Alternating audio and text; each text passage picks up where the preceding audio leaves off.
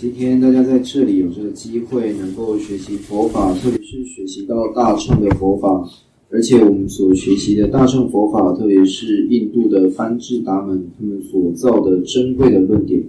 我们有这个机会来学习这些珍贵的论点来做讲文，对我们而言是一个非常好的机会，也是一个非常好的机缘。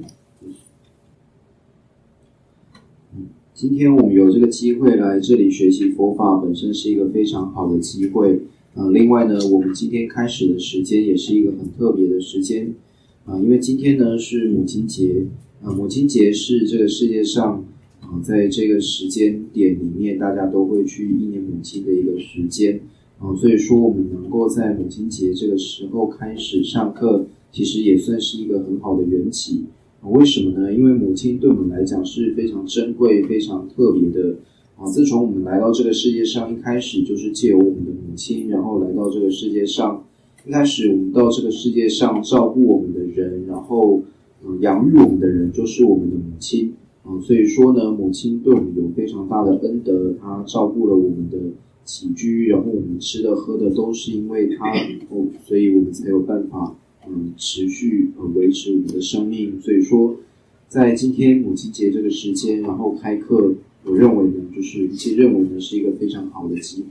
非常好的一个机缘。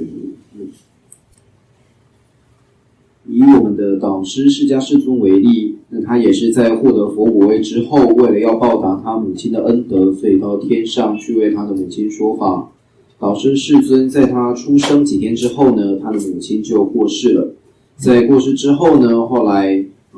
导师世尊他出家，然后成道。在成道之后，他去观察他的母亲到底投生到哪里，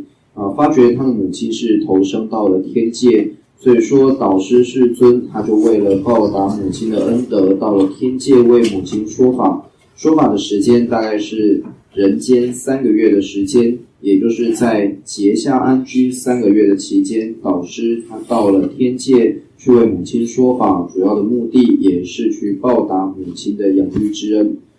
那么导师去了天界之后3个月为母亲说法，然后又回到了人间。回到人间的日子是藏历的9月22号，所以一般我们在这一天都称之为天降日，也就是导师世尊为了报答母亲的恩德，到天上去为母亲说法，然后再回到人间的日子。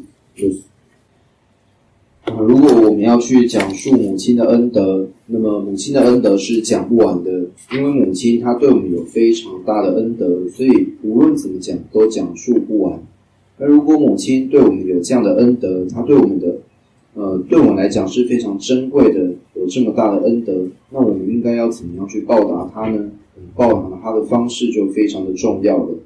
因为母亲对我们的恩德非常大，这个不是说在佛教里面才这样讲，无论在哪一个宗教，无论在哪一个国家，我们都知道母亲对我们来讲非常的重要，她对我们有非常大的恩德，也因此所谓的这个母亲节，它是不分宗教、不分国家的。所有的宗教、所有的国家，在母亲节这一天呢，可能都会去忆念母亲的恩德，也知道母亲她非常的重要。所以说，母亲节这一天对我们来讲，它有相当不一样的意义。既然我们知道说母亲节对我们而言有不一样的意义，而母亲对我们也有这样的一种非常大的恩德，那我们应该要怎么样去报恩呢？实际上，如果我们去报答母亲的恩德，只是用外在的物质去报答她，这样子或许能够暂时的令她满足，但并没有办法完全报答母亲的恩德。那我们应该怎么样去报答母亲的恩德呢？我们应该在这一生当中好好的努力行善，好好的去造这个善业，以我们所造的这些善业来回向给母亲，用这样的方式来报答母亲的恩德。接下来呢，就是正式上课。在上课之前，我们要念诵说法前课诵。那首先呢是念诵释迦佛赞，然后是皈依发心，那再来会念诵文殊赞。在念诵这个课诵呢，是大家一起念诵。我们一开始呢会念诵释迦佛赞，然后是皈依发心。人界说他觉得我们在念诵皈依发心之前，我们应该要好好的想一下到底什么是皈依。我们先去修一下皈依。那到底什么是发心，我们应该要知道，然后我们再好好的修一下发心。在这样的前提下呢，然后我们来念诵皈依发心。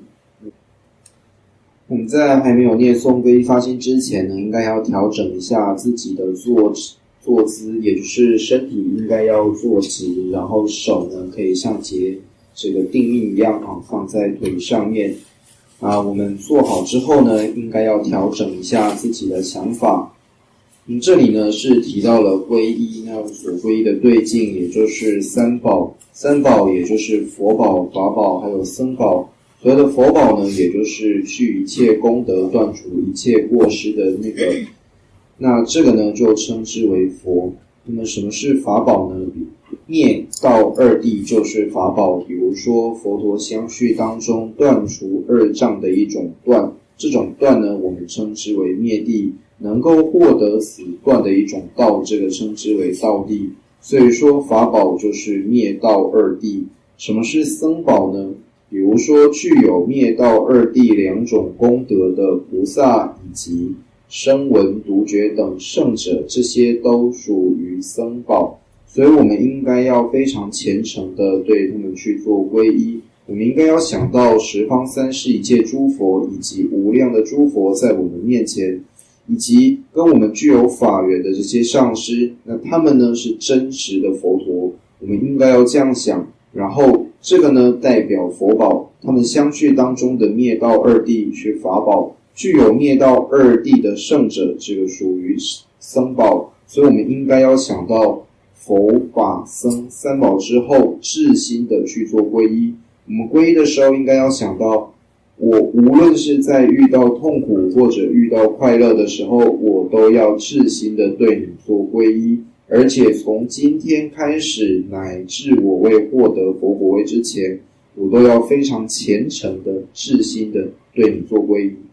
请练习1分钟，也就是做好，然后照刚才的方式去思考。刚才提到的是皈依，然后我们应该用这样的方式来练习皈依。接下来提到的是发心，我们应该要用什么样的方式来练习发心呢？一般来讲，发心它非常的重要，也就是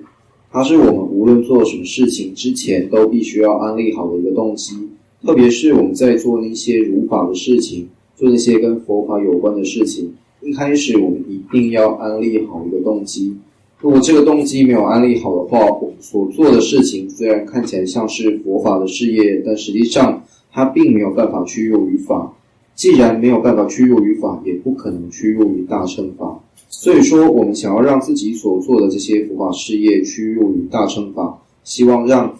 我们所做的这些法能够成为法，我们就必须要有一个清净良善的动机。这里所谓的动机就是菩提心。无论我们是在讲闻佛法，或者是做什么跟佛法相关的事情，都应该要安立一个清净良善的动机。这个动机就是指菩提心。我们在做这些事情的时候，不应该只想到自己，我们应该想到自己的父母、自己的亲戚朋友，甚至更大，我们应该想到这个国家的人民，我们想到全世界的友情，我们应该想到量等虚空的一切如母有情，想到三界的一切有情。我们应该要将自己的心量放大，去想到这些有情。我们应该要想到他们在轮回当中受到众多的痛苦，或者是他们可能会堕入地狱当中，受到寒热等等的痛苦。对于这些痛苦，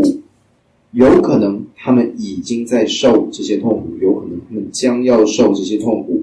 对于他们会受的这些痛苦，我希望他们能够避免这些痛苦，希望他们不要有这些痛苦。但是我自己现在有能力去阻止他们不要受到这些痛苦吗？我自己没有办法，我现在没有能力。那谁有能力呢？只有佛陀，他有能力。所以说我希望自己能够成佛，有这样的能力，让一切有情都远离痛苦。那我为了要获得佛陀的果位，所以我现在要非常的努力去修行。因为如果我没有好好的去修行，我也没有办法获得佛果位。所以我们应该要想到，是为了利益一切量等虚空的如母有情，利益无量无边的如母有情，所以我要圆满佛果位，应该升起这样的发心。请大家接下来在1分钟的时间里面去练习发心。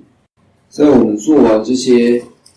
佛法的事情，做完这些善行之后呢，最后应该要做回向。所以说，一开始的皈依发心跟最后的回向，是无论我们在上什么课程的时候，我们都应该要这样去做的。乃至说，大家今天回到家里，也应该留一些时间，比如说1分钟、2分钟来练习皈依发心，来练习这个回向。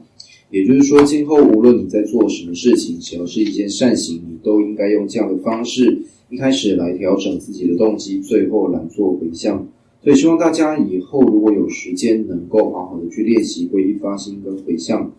比如说，你每天早上起来，你应该先想到我要去皈依三宝，也就是你一早起来应该先想到三宝，然后你要去做皈依。因为大家都是学习道次第的人，对于道次第的内容应该都很熟悉。在道次第当中也告诉我们应该时时的去皈依三宝，所以说希望大家能够好好的来做努力，也就是每天早上醒来先想到三宝，然后至诚的去做皈依。比如说练习个1-2分钟，然后呢你应该想到从今为始乃至我为获得菩提藏之间，也就是从今天开始乃至我为获得佛果位之间，我都要对你做皈依，而且你能够遍知一切，你了知一切，我至诚的向你做皈依，也就是我非常至诚的去皈依你，应该要做这样的一种练习。比如说你前面可以先意念三宝，然后你去练习个1分钟，然后你去做皈依，非常虔诚的去皈依，练习个1分钟。然后呢，你应该要升起发心，也就是说我们应该要想到，今天无论我做什么善行，我都应该是为了利益量等虚空的一切如女有情，所以我来做这件事情的。那无论是你看得见的、看不见的有情，或者是你在路上看见的，比如说有一些人他断手断脚，或者是有一些人他可能非常的痛苦，那有一些国家的这些人民他可能现在正在受着饥渴的痛苦，有些国家可能现在正在打仗，所以他们正受着这些战争的痛苦。我们应该想到这些有情，然后我们应该想到将我今天所做的一切善根全部回向给他们，希望他们能够获得安乐。所以说无论我们在做什么事情的时候，都应该以发心来做我们开始的动机，然后我应该想到是为了利益一切量等虚空的如女有情，所以我来做这些善行。在我们做了这些善行之后，每天晚上你可以花一些时间，比如说1-2分钟，好好的去做回向。所以仁切说，希望大家能够答应他，一定要好好的做努力，也就是你在心里面要下定决心，我一定要这样去努力。比如说每天早上花个1-2分钟，每天晚上花个1-2分钟，好好的去做努力。比如说早上2分钟，晚上1分钟，其实这个时间并不多，然后你应该想说，我下定决心，然后我真的要好好的去努力。那之后呢，我们在上课的时候可能也会讲到关于如何去修持慈心，如何去修持悲心的一些修法，那如何去修持菩提心。也希望大家之后在听了这些课程，能够好好的去努力，能够好好的去练习，每天可能最多花上15分钟的时间，那你好好的去做这种练习。仁切问说，是不是大家都能够答应他呢？请举手，如果能够做到的话。谢谢。其实我们能够这样去做一种程序呢，能够去答应别人说，我一定要这样做。我们做这种答应有什么好处呢？其实对我们自己来讲，如果每天早上你能够去想到说，我今天所做的一切都是为了利益一切有情，我是为了利益一切有情，所以要圆满佛果位。我以这样的发心来做今天所有的事情，来做这些善行。这个时候，比如说你早上，或者是中午，或者是在晚上哪一个时间，可能你生气了，或者比如说对方伤害你，或者怎么样，那这时候你很生气，你想要骂他，你想要爆粗口，这时候你就会想到说，我已经答应了，我今天早上我已经立了一个誓愿，我今天呢是为了利益一切有情，我要圆满佛果位，我是以这样的动机，然后来行持善行的，所以说我是为了利益他有情，然后我要好好的去努力。这个时候你就会想到这个想法，你会想到说，我已经答应了，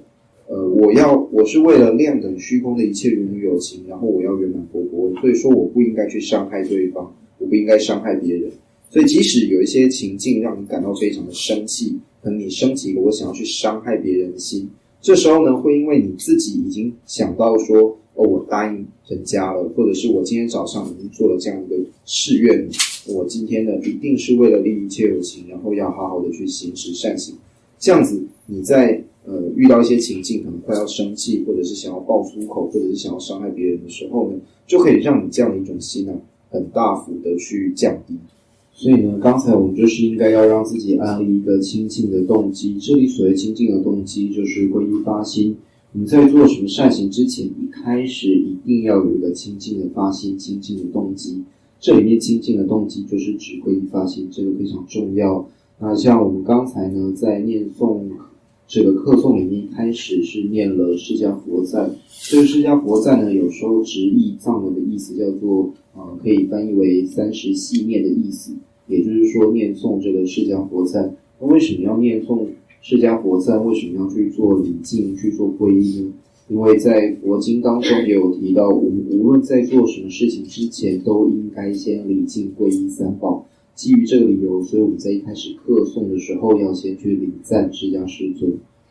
那不只是这样子的，在经典里面也有提到说，实际上呢，我们在做一件善行的时候，应该要初、中、后都是善的。这里所谓初是善的，也就是一开始我们应该要安立一个清净的动机。如果一开始有安立一个清净的动机，那么一开始也就是初，它能够成为善。在中间也应该是善，也就是中间呢，我们应该要有这个善行。那我们在做什么善行的时候呢，都以一个非常纯净的、清净的心去做。这时候我们中间也是善的，最后是善的，也就是最后呢，我们应该要将所做的这些善业回向到圆满菩提。如果我们能够这样去修行的话，就是修行大乘法的一个方式。那我们今天所要学习的大乘法，我们主要去修心的这个大乘法是什么呢？那主要是入行论。那入行论呢，它也就是印度的班智达。那这里所谓的印度班智达，也就是这个作者他是印度非常厉害的班智达，那他所造的这个论点。那这本入行论呢，它非常的珍贵，为什么呢？因为作者是一位非常厉害的班智达，而他所造的这本论著，它里面的内容对我们修心非常有帮助，可是它又非常的容易理解，所以说这是一本非常珍贵的论著。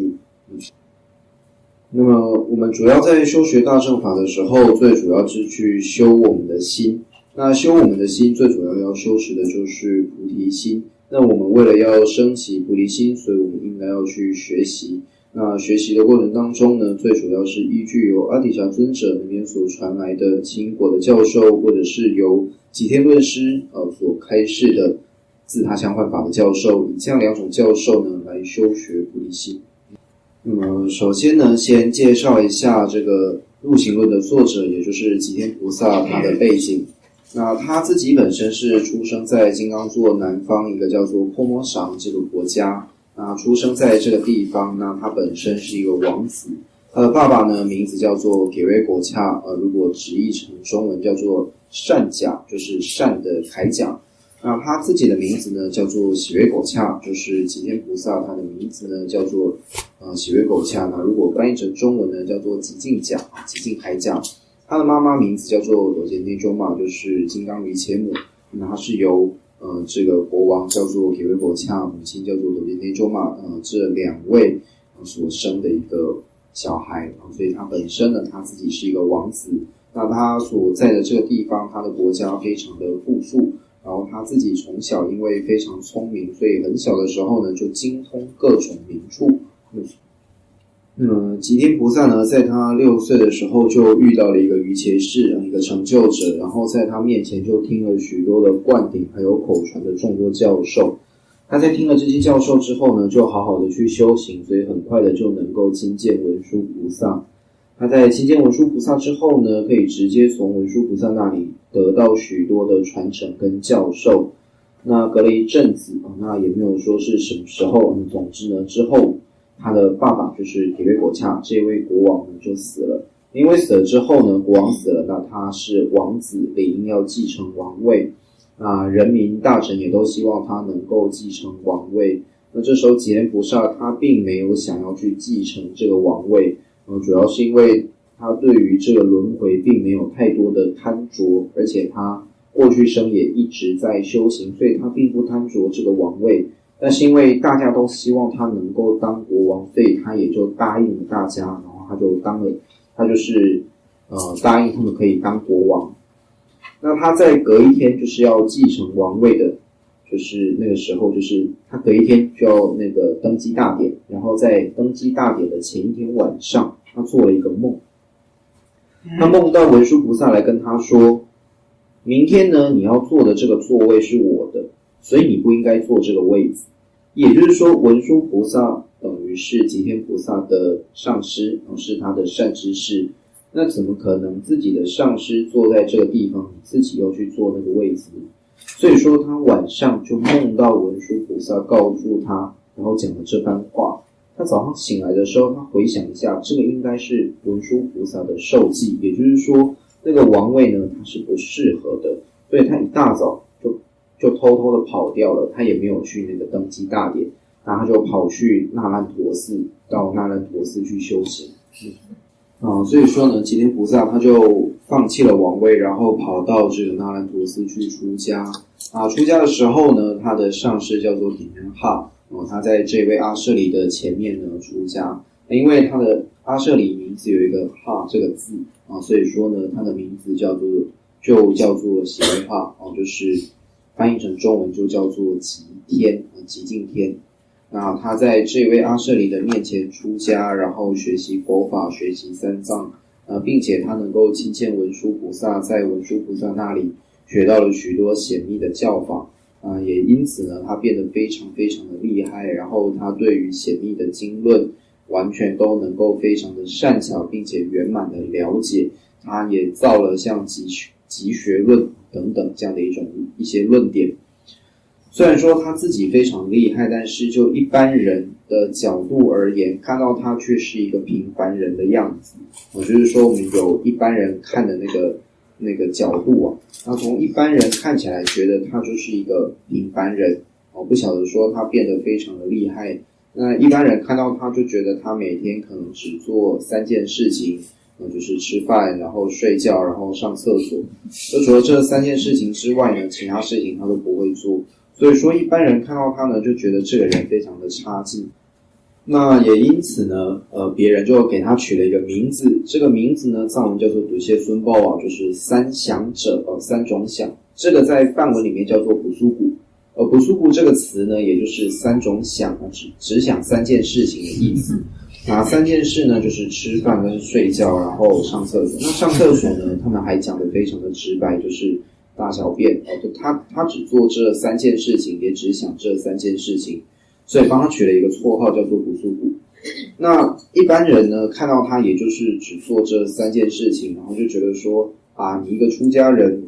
你至少要做3件事情就是说你3种随便一件你自己选，但总之不是这3件事。那比如说你应该好好的去闻思学习经论也可以，或者说你好好的去修禅定也可以，或者是你好好的去做念诵也可以。那总之呢，这3件事情你应该要做一件，但这3件事情呢他们称之为3种轮那你这3种轮你起码选一个来做，你就是怎么这个一点都不做，然后就只吃饭睡觉，然后大小便这样就觉得说呢，这个人非常的糟糕。后来旁边有一些他的朋友，还有应该不算朋友，就是旁边的那些出家人然后那些僧众就觉得说他这个人非常糟糕，然后在那烂陀寺只做这3件事情，可能也会坏了学风，想要把他赶走。那想要把他赶走，也想不到一个特别好的方法于是呢，他们就决定说要他去讲经，也就是大家要轮着讲经，然后呢要他去讲。那一开始吉天菩萨也是一直推辞，就说他不会讲。后来人家就觉得说对因为你每天只吃饭睡觉大小便，你当然不会讲经那就为了要让他难堪，然后要把他赶走，所以就坚持要让他讲经。那就说那明天就是你了，明天呢就是你要去讲。那后来吉天菩萨看一看不行了，他也答应，就说好，那他明天讲经。那到了隔天呢，大家为了要刁难他，就是故意要去让他难堪，所以故意把那个座位铺得非常非常高，而且上面没有阶梯，所以让他爬不上去，就觉得说故意用这种方式来刁难他。那吉天菩萨一到了现场他看到那个座位非常高之后呢，他就用手把那个垫子往下压，然后就把那个垫子压扁了，然后他自己就坐上去，然后开始说法。那吉天菩萨他坐到了这个法座上面之后呢，就问大家说，你们想要听那些以前没听过的，还是你们想要听已经听过的？你们两个自己选，想要听哪一个？那这时候下面的人就回答说，那我们要听那个以前没听过的。于是呢，吉天菩萨他就开始讲入行论。开始讲入行论的时候，他就开始也就是以寄诵的方式，然后说法，然后就直接把它宣说出来。这时候边讲呢，他自己就边往上飞，也就是说，就是他讲到快结束的时候呢，整个身体就已经飞升入空，而且到最后呢，连身体都看不到了，就只听到这些声音而已。那后来呢，因为在场有很多的这些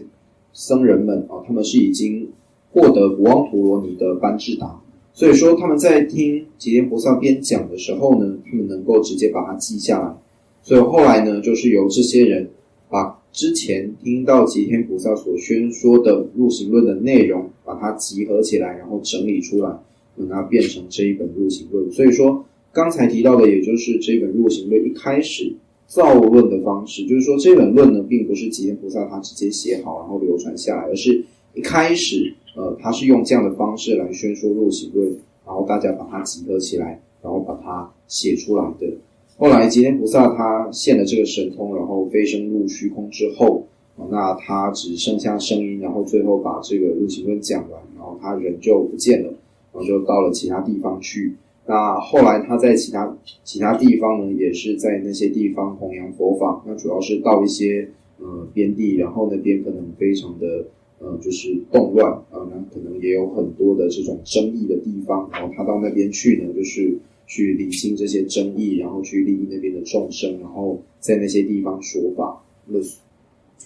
那就我们刚才所听到的这个传记，对我们有什么帮助，有什么利益，有什么启示呢？主要我们应该想到说，像吉天菩萨而言，那吉天菩萨呢，一般藏文里面他会称呼为大佛子吉天，也就是吉天大菩萨的意思。那吉天菩萨呢，他自己本身是一个王子，那他是王种出生，但最后呢，他却不贪恋这些国王的财富、国王的受用、国王的名位，那么他这些呢都完全弃舍，然后跑去出家。所以藉由这样的一个过程，我们可以知道说，对于三有的轮回，一切的安乐盛世，比如说三有当中轮回当中的像是权位、像是名利这些呢，我们都不应该太重视。然后对于三有中的安乐，特别像财富啊、名声啊、受用这些呢，我们都应该要少欲知足，也就是说不要太过的去追求这些。这个是我们借由吉天菩萨他的示现给我们的一个启发。那刚才呢，吉天菩萨所示现的这些行仪是对我们的一种启示。另外一方面呢，我们借由说他所示现的那个形象，也就是就一般的有情共通的角度而言，看到他呢就是一个只想三件事情的人。但是实际上吉天菩萨他是一个非常厉害的班智达，他是一位非常伟大的菩萨。所以说借由这样的一个例子，我们可以知道说，在我们身边其实有很多人，这些人我们也不晓得他到底是不是佛，到底是不是菩萨，我们自己是没有办法确定的，我们也不知道。很可能像吉天菩萨他所示现出的这个案例一样，在旁边的人看起来他就是一个只想三件事情，一个非常普通的人，但实际上他本身是一位非常厉害的菩萨。所以说不管怎么讲，在我们自己的生活当中会遇到很多人，遇到这些人的时候，我们真的没有办法确定他们到底是不是正量士夫，他们到底是不是善知识，他们到底是不是佛菩萨，或者说他只是显现出这个一般的样子，实际上他非常的厉害，这个我们都不知道。所以说我们在遇到这些人的时候，千万不要随便的去轻视别人。所以说佛陀在经典当中有非常明确的提到，我与我相等的有情，我与我相等的古特伽罗可以去测量他古特伽罗。这里提到我与我相等的古特伽罗是指佛他自己，佛陀他自己跟他相等的古特伽罗，也就是其他的佛陀。只有佛陀跟佛陀才有可能去测量，才有可能去了知到底他有情是一个什么样的状态，其他的普特伽罗是怎么样的状态，他可以完全知道，比如说这个人的行为是好是坏，他是视线还是他真的就是这样。除了佛陀以及与佛陀相等的普特伽罗，也就是除了佛陀跟佛陀之外，他有情，他普特伽罗，其他的有情，其他普特伽罗是没有办法这样子随便去妄测，随便去臆测别人的。所以说你没有办法知道到底这个人是凡夫还是他是圣者。如果说一般的普特伽罗你随便去妄测别人的话，对自己可能会产生出非常大的伤害，也就是你觉得这个人他不行，这个人很坏，这个人是凡夫，这个人什么都不是，我们可能随便的陷起这样的想法，对我们自己都会造成很大的伤害。所以说在我们的生活当中可能会遇到很多人，这里面可能很多是佛菩萨的化现，这个我们自己都不知道，因为你在遇到对方的时候，你根本没有办法确定他到底是不是佛菩萨的化现，而佛菩萨也会化现为众多的有情，然后在我们的生活当中出现。所以说你根本没有办法确定，既然你没有办法确定，你没有办法随便的去推断说这个人就是好，这个人就是坏，他是怎样，他是怎样，这个我们是没有办法随便的去妄下定论的。所以就像在一些寓言当中会提到说，就像在地上我们挖一个洞，这个洞下面呢可能有火炭，但是上面呢用一些草还有一些灰把它盖住，这时候呢你从上面看过去，你并不知道下面是火炭，你也不知道下面是一个洞，如果你随便走过去的话，你可能就掉下去，而且会受伤。同样的，在贾陶杰大师所造的《释量乐行解脱道》里面也有举这个例子，也就是所谓的覆灰之炭，也就是说有一个洞，下面呢有火炭，上面呢它用灰把它盖住，所以你从上面看你是不晓得下面有火炭的，你也不晓得下面有洞，等到你走过去的时候你才掉进去。所以说呢，这是非常危险的，在我们身边有很多人你并不了解对方到底是什么样的情况，所以说我们应该尽可能的去利益别人，去帮助别人。如果说对方真的是佛菩萨的化现，那你因为帮助了他，你就能够累积无量的善根跟福德，这是我们应该常常去修行的，这个非常的重要。收心吧。接下来就请大家翻到《入菩萨行论释佛子正道》的第1页。首先我们看到《入菩萨行论释佛子正道》这一段呢，就是本书的名字，所以首先提到书名。接下来呢是直接提到了恭敬顶礼具大悲心至尊诸善士族，因为在藏文里面呢，这个品名第一品菩提心之利益是放在最后面的，所以一开始呢不会先解释这个品名，而是在这个书名之后呢，就直接提到了归敬颂。归敬颂呢，就是从恭敬顶礼具大悲心至尊诸善士族，尊至尽诸过，赫赫向好德，四身曼陀罗，超越法界空。有大悲宣说60支语音，光芒无垢秽，遍照无边众。由任运无间，妙善妙诸事业，尽无边众生于暗尽破除。于诸能人王及上师大士妙吉祥族前我恭敬顶礼。到这里为止呢是归敬颂。那么在藏文里面呢，这个呢也就是一段比较长的偈颂，它没有像中文里面把它分成了4个偈颂，它就是一个偈颂，但每一偈呢它的字数比较多这样子。那而明确说因为没有时间一一的去做解释，所以就大概的介绍一下这一段偈颂。主要是贾陶杰大师他去顶礼至尊宗喀巴大师以及文殊菩萨。所以说一开始的这一段偈颂呢，并不是入行论里面它本身的偈颂，而是入行论释佛子正道这本论著里面的归敬颂。接下来未及生生显此意，亦能饶益同类者，如智者许经著述入菩萨行论自义。这个偈颂呢是造论的誓言，也就是贾陶杰大师他自己一个造论的誓言。他说为了让自己生生世世都能够显守此义，也能饶益跟自己一样有缘的这些众生，那所以说呢他去解释了入菩萨行论里面的字义。所以说这一段呢属于造论的有有时候翻译为造论宗旨，那一般呢应该要翻译为造论的誓言。接下来，我见取直绳所缚，妄言正德列菩提，不须通达甚深义，因除谬论善谛听。这个偈颂呢，主要是提到希望听者能够专心听闻，所以说这个偈颂呢属于劝勉聚会者应该要专力听的一个偈颂。我们看第一页的最后一个偈颂，我见直取绳所缚，妄言正德列菩提，不须通达甚深义，因除谬论善谛听。这一段呢是小桃杰大师他为了以后听闻或者是学习入菩萨行论释佛子正道的这些众生们，然后做的一个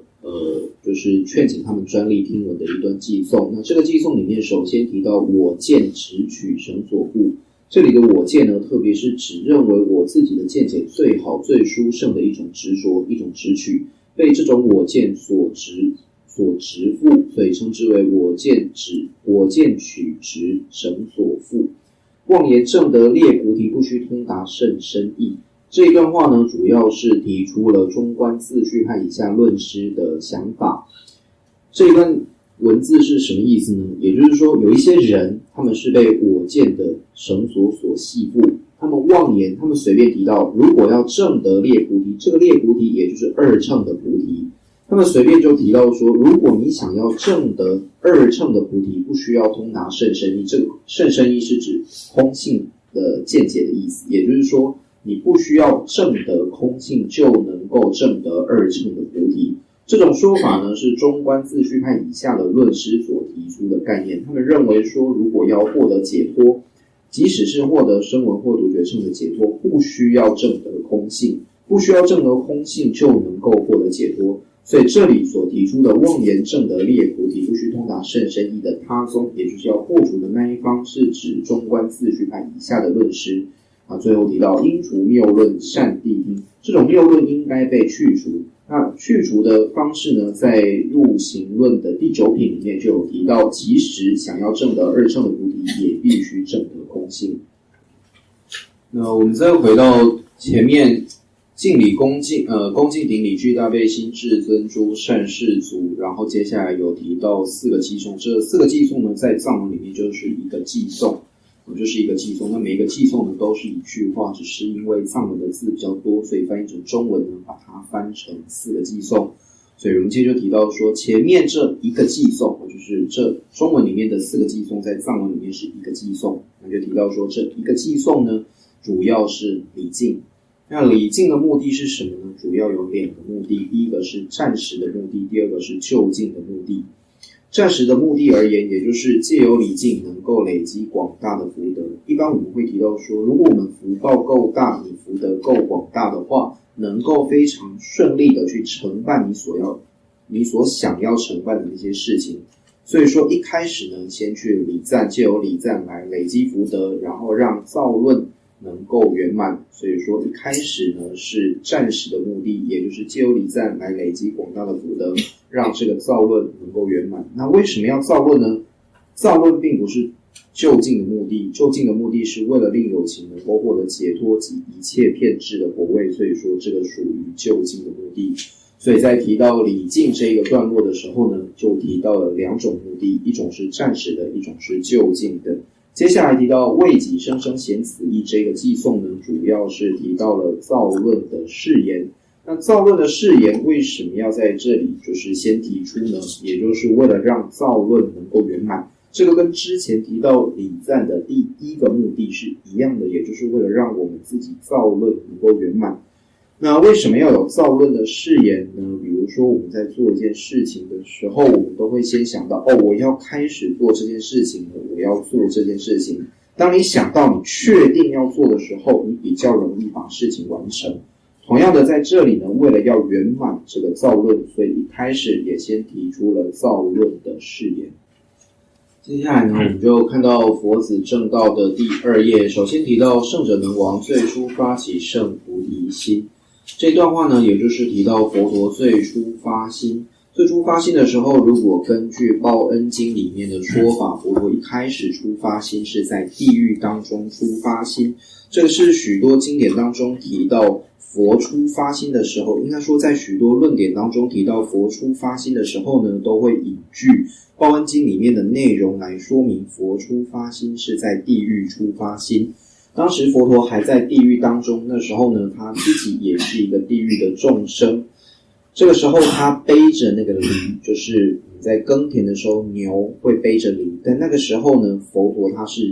就是地狱的众生，他自己背着犁在犁田，因为要受这个恶报，因为犁田的时候非常的痛苦，然后他自己发现自己非常痛苦，也看到自己有一个助伴，就是在他自己旁边有个助伴另外一个友情也非常的痛苦，所以他对对方的痛苦感到非常的不忍心，他不忍心对方受到这样的痛苦，希望自己能够替他承受这个痛苦，也因此发起了菩提心。这个是在《报恩经》当中所提到的内容。那么在众多的论点当中都会提到佛出发心，在提到佛出发心的时候都会引据《报恩经》里面的内容来作为说明。接下来提到终于众多阿僧祇劫以布施等度以岸行圆满2种资粮，这里提到以布施等，也就是布施持戒等6度来圆满2种资粮。这里所谓的2种资粮就是福德资粮以及智慧资粮。这里有提到于众多阿僧祇劫，这个众多阿僧祇劫呢，一般来讲是应该要经历3大阿僧祇劫的时间才有办法圆满佛果位。我们说，如果我们用一个比较简单的方式来做介绍的话，我们把从一个凡夫入道，最后呢成佛的这个历程分为5道，也就是资粮道、加行道、见道、修道以及无学道。以5道来做说明的话，资粮道跟加行道需要经历1大阿僧祇劫，之后再获得见道位，也就是初地之后一直到7地之间是1大阿僧祇劫。从8地一直到10地，最后相续还没有圆满佛果位之前，这个是1大阿僧祇劫，所以应该要经历3大阿僧祇劫的时间来累积福智2种资粮，最后能够现证圆满正觉。那这里提到最后现证圆满正觉的地方是哪里呢？一般来讲是指在色究竟天，也就是色界天这个地方，佛陀会以获得报身，也就是报身会在色究竟天这个地方，那么是以这样的方式成佛的。那是怎么成佛的呢？比如说一个菩萨，他在最后的时候会获得一个最后相续的无间道，在最后相续的这位菩萨呢，他的下一刹那就是佛陀，所以说他所在的地方是色究竟天。而他证得佛果的时候会3身现证，也就是佛陀的法身、报身以及色身3个身会同时证得，也就是这个最后相续的这位菩萨，他在下一刹那能够获得佛陀的法身。这位菩萨，这个补特伽罗，他本身能够获得报身，那他所证得的这个灭地，也就是自性法身，而他同时能够化现出他补特伽罗，这个能够化现出来的这个就称之为佛陀的化身。比如说在印度的金刚座这个地方有一个佛陀的圣化身，那他在金刚座这里成佛，然后他到了瓦达纳西，就是鹿野苑这个地方，然后去宣说正法这样子。接下来呢，我们就看到以布施等度以岸行圆满2种资粮，最后现证圆满正觉。下面提到了依次3转法轮接下来提到初转4谛法轮，三诵4谛共12项。这个是什么意思呢？一开始佛陀在瓦达纳西这个地方呢，宣说了4谛法轮。4谛法轮也就是所谓的普及灭道4谛。佛陀在宣说4谛法轮的时候，把普及灭道4谛总共讲了3次。第一次呢，提到此是普胜谛，此是极胜谛，此是灭胜谛，此是报胜谛，这是讲的第一次。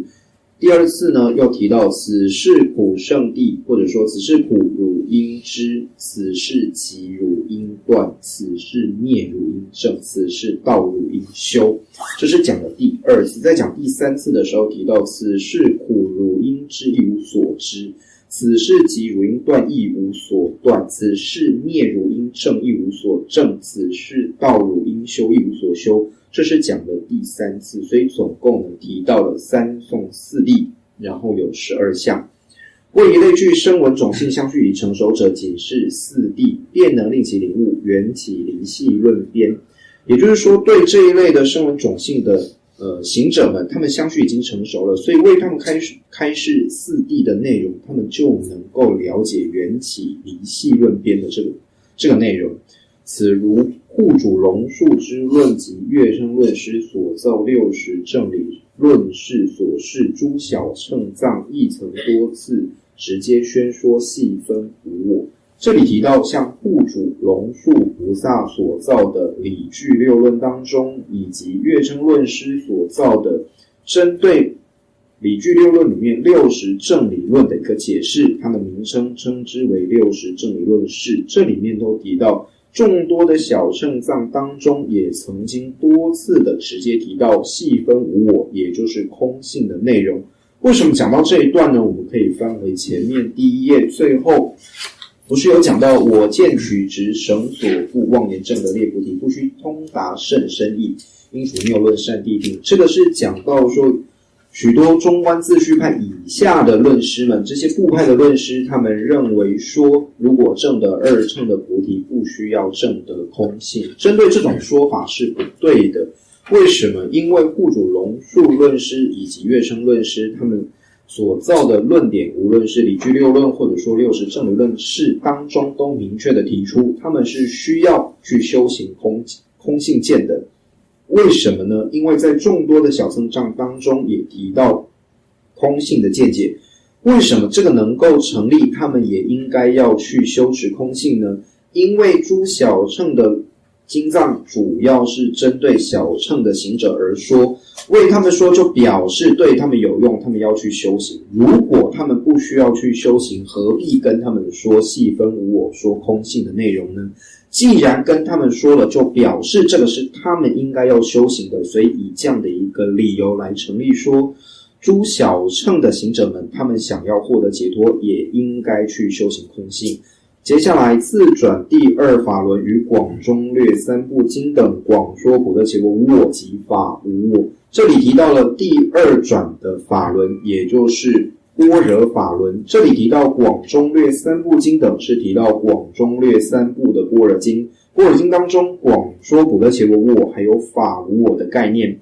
这里面提到说，如果是宣说空性的这种经典，一般我们都会将它归纳起来，称之为这是般若经，也就是般若系列的这些经论，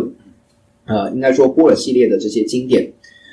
那针对这些般若部般若系列的经典，我们把它称之为是第2转法轮所宣说的内容。接下来在后转第3法轮的时候，具足广大方便分支不退转轮。那在第3转法轮的时候，提到具足广大方便的不退转法轮。这里的说法呢，也就是提出了3转法轮之说。3转法轮呢，一般有依着无尽慧经还有解深密经当中的说法。那一般提到比如说最初转4谛法轮，中转无相法轮，最后善分别法轮的说法，是根据解深密经里面的说法来做说明的。接下来此处所说正法入行论中，总是一切经典义趣，犹能圆满解释大乘法藏义趣，广泛抉择诸经典及一具大乘种性者之成佛道之应如何修彼之理。这里是提到说，在入行论里面总是了一切经典的义趣，尤其能够圆满解释大乘法藏的义趣。他广泛的抉择经典当中，一个普特伽罗他想要去修行佛道，他想要获得佛果，应该如何去修行。比如说以发起菩提心的教授而言，吉天论师所提出的教授就是修持自他相换法的教授，所以在入行论当中也明确的提出这样的一种概念。此论造者圣者吉天论师圆满通达诸经义趣，具足大悲爱他圣己，不顾一己安乐，专注行他利乐，特由行持无上瑜伽及无系论行仪圆满成办大乘道也。这里提到这本论著的造者也就是圣者吉天论师，吉天菩萨他能够圆满通达诸经典当中的意趣，并且他具足大悲爱他圣字的菩提心，他不顾一己的安乐，他能够专注行利他的这种妙行，特别他能够行使无上瑜伽及无细论的这种行仪，而圆满成办大乘道。接下来呢就是提到彼所造论呢是入行论，那这里提到印度语还有藏语，那藏语它的名字叫做入境觉永世行。那在这里呢，他把入菩萨行的这个菩萨等一下我看一下藏文，应该这样讲，他在中文里面呢翻译为入境觉永世行，是完全把藏文的意思全部翻译成中文。境觉这个词呢，在藏文里面叫讲出，一般翻译成中文叫做菩提。那因为没有办法用，那菩提这个词是梵文翻译成中文的音译，所以没有办法直接从菩跟提这个字来做解释，所以呢，在这里就是如信法师就把它翻译成境觉，也就是翻译菩提的这个词的意思。那这个词是什么意思呢？首先提到了境还有觉，境它也就是就所断的部分而言提到了净，那也就是讲注的讲这个词，这个词它有清净净化的意思，也就是净除了一切二障及其习气，完全的断除，所以这个是就所断的角度来讲称之为净。觉也就是有承办或者说了知的这个意思，那也就是觉这个字呢，也就是针对正的这个角度而言，比如说断功德跟正功德，这个觉它是依据正功德的这个角度而言，而说明了它能够了知一切所知，所以从菩提这个词如果翻译它的意思叫做净觉，那从净觉这个词来解释所谓的菩提这个词的话，净它是属于这个针对所断的部分而言，觉它是针对正德的这个部分而言。接下来提到永世，其实永世这个词呢，也就是梵文里面的萨朵，萨朵这个词称之为永世，也就是它具有强悍心力的意思。接下来提到入，所谓的入呢，也就是驱入，或者说它能够成就以及解脱。那这里的驱入呢，它其实有三种意思，一个是进去，还有一个是去成就去修行，还有一个是解脱，就是获得最就近的那个果位的意思。驱入的意思，比如说我们发起菩提心，所以入菩萨行。去修行去成就这个词，它的意思是比如说菩萨他去修行六度，他去承办六度六波罗蜜多，这个是成就或修行的意思。从这个菩萨他一开始发心驱入菩萨行，最后中间呢他去修行去成就六度承办六度，最后他能够获得度彼岸的这个位阶，也就是获得佛陀的四身，这个是从解脱或者是他圆满的这个角度而言来提到这个驱入的意思。好，那这里面呢提到了入行论它取名的方式，一般来讲取名它有从不同的角度来取名，比如说从能权的角度来取名，从所权的角度来取名，从为了所化机的这个所化机的角度而言来取名，还有从它的它的字词本身来取名。从字词本身来取名，比如说般若10万颂，般若25000颂，这个就是从它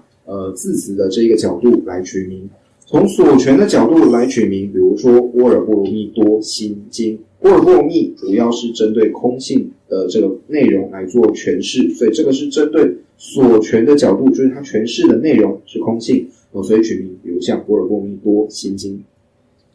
为了所化机的这个角度而言，比如说佛陀为了这个圣身王那就是为他宣说经典，好像是要做阿舍世王经，为他讲这部经，所以说为了一些所化机或者说止慢这个有情，然后为他讲述了经典，为了他然后讲述了一部经典，那这个是以所化机的角度来讲，然后去取名还有比如说以能权的角度，比如如说像人解决界国内的嘎拉巴比如说像有一部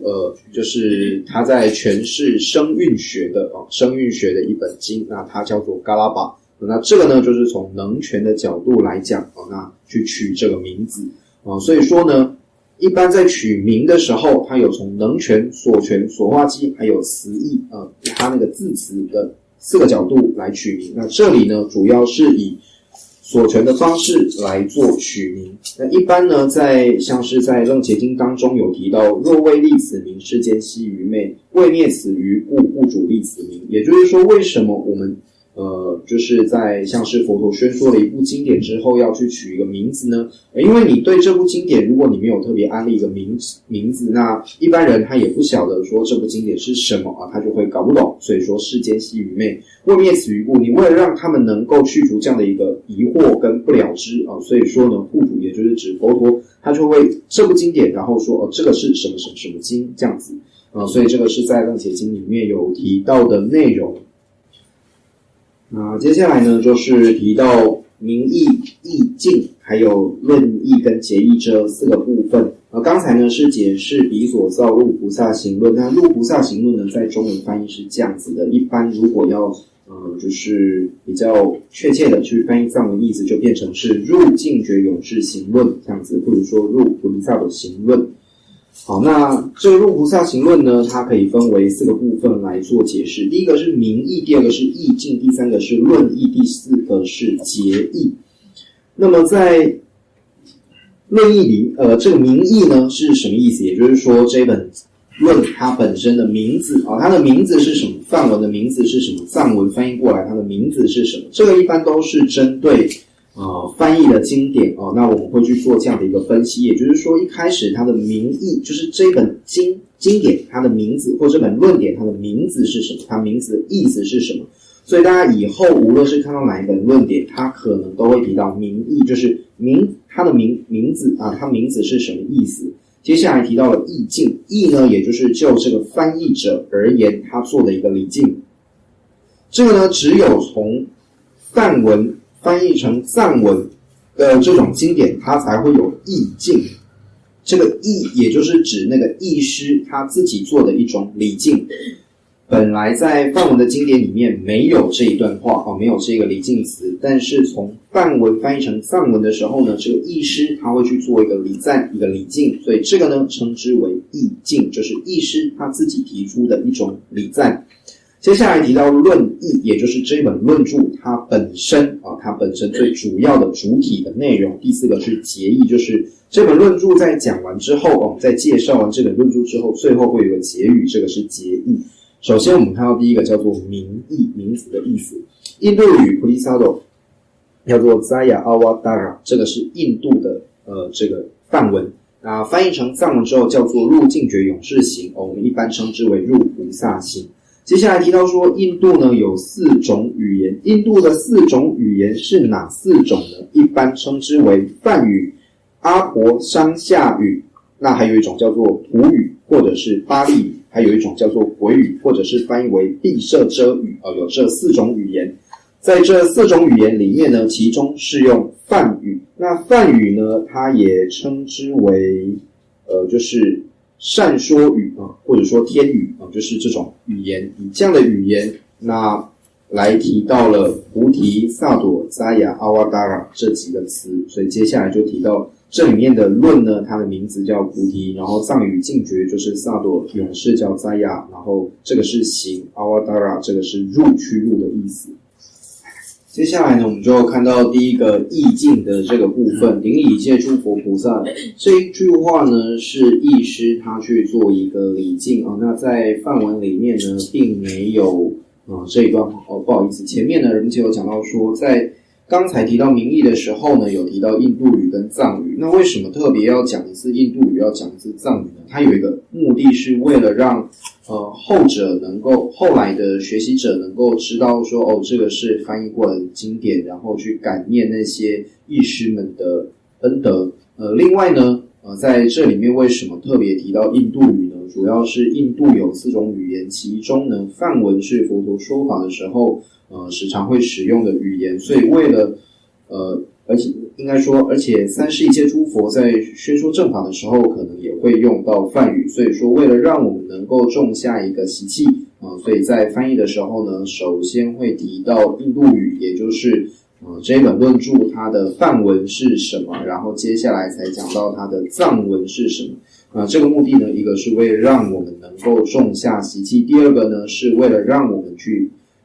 们能够去感念这些义师们的恩德。那接下来才是意境。意境呢，也就是翻译的这个义师们，他们对于这本论著还没有翻译之前先做的一个礼敬。那这里提到了顶礼一切诸佛菩萨，所以这句话呢，在入行论的原文当中是不存在的，它是翻译过来的时候义师们加上去的。那为什么要加上这个意境，就是翻译的时候的礼敬呢？所以这里提到言顶礼者，是为明辨此论所属类别，此为熄灭于翻译时所生障碍。那这里提到了是为了明辨此论所属的类别，这个是什么意思呢？也就是西藏的论师们他们在翻译的时候呢，会将所译的无论是经典或者是论点呢，做一个区分。那这个区分呢，也就是如果它属于经藏的话，那我们就会提到顶礼一切诸佛菩萨；如果它属于律藏的话，我们就会提到顶礼导师世尊，或是顶礼导师一切片智、一切相智等等。如果是对法藏，也是我们平常所称的论藏，在这里呢就会去顶礼就是文殊菩萨。那为什么会特别提到这三个部分呢？也就是说，如果就经藏而言，它最主要的所权是增上三学里面的增上定学。那么能够圆满这些众多三摩地的行者还有补特伽罗，就是佛菩萨。所以呢，在提到增上定学的时候，特别会去说明了顶礼一切诸佛菩萨。那为什么在就是翻译跟戒律相关的这些经论的时候会提到顶礼导师一切相智呢？主要是因为律藏它主要所学就是增上戒学，而戒律的主宰，也就是能够去算是这个戒律里面最主要的那个人能够去制定戒律的那个人就是导师世尊。所以在翻译跟论藏还有论藏相关的这些论点的时候，都会提到顶礼导师一切相智，或者说顶礼一切智智。那么论藏呢，它最主要，论藏也可以翻译为对法藏，它里面主要的所权是增上三学当中的增上慧学。那么至尊文殊菩萨，他是一切诸佛智慧的显现。所以说呢，在翻译论藏的时候，我们特别论藏以及论藏相关的论著的时候呢，我们会在论点的前面加上顶礼文殊师利童子这样的一段礼敬。所以这个呢是在翻译的时候，后来的译师们他们将它加上去的，而不是原本这本论著里面就有的这个内容。所以接下来提到此为熄灭于翻译时所生所以提到了明辨此论所属类别，就是这个意思。然后译师们他们也为了熄灭翻译时所生的障碍，所以要做礼敬，并为令他了知此虽诸法藏之事论，然主要仍解释经藏。就是我们刚才提到的内容卷数易解，故不令释。那卷数很容易了解，所以在这里呢就不解释到底卷数是什么意思了。那不好意思，因为刚才其实有讲到一段话，那时候我忘记翻译了，也就是经跟论的差别在于说，一般来讲经论都可以说是佛所宣说的，但是我们在分辨经跟论的时候，如果把这两个分开特别讲的话，经也就是佛所宣说的，这个我们叫做经或者说就是佛语。那有时候翻译佛语，有时候翻译经。那论呢，就是非佛以外的其他众生所宣说的、所造的这些呢，我们称之为论。好，那最后呢，如切是提到说，我们花1分钟的时间来做回向，那我们应该想到说，是为了利益一切量的虚空的如母有情，希望他们都能够获得安乐，所以我要圆满佛陀的果位。那我们应该将今天听闻正法所累积的善根呢，来做这样的回向。